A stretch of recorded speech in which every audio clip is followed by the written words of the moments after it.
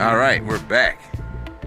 This is day 6 fasting, and some people out there are doing the same thing that that I'm doing, or they've been doing it already.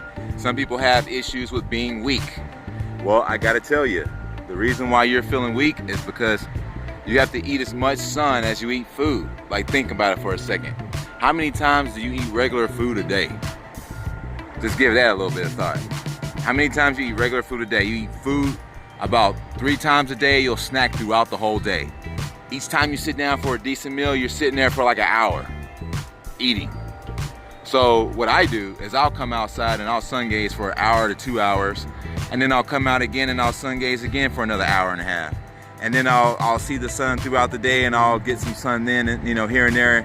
I might walk into a store or something, and I'll get a little bit of sun as I'm walking from my car or whatever.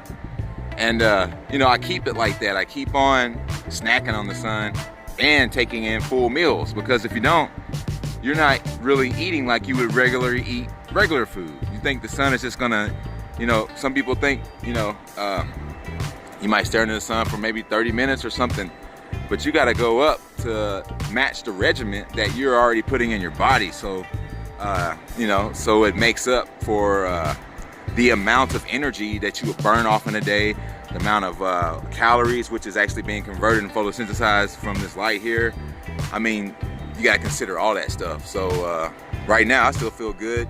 Last night I didn't have as much energy because I should have just go to bed eventually, but as soon as the sun comes back out, I stare into him for like 10 minutes. It's freezing cold outside, but prying my eyes open in the immediate what people would call the sunrise. We all know that the sun is spinning around on a plane. It's not rising and setting.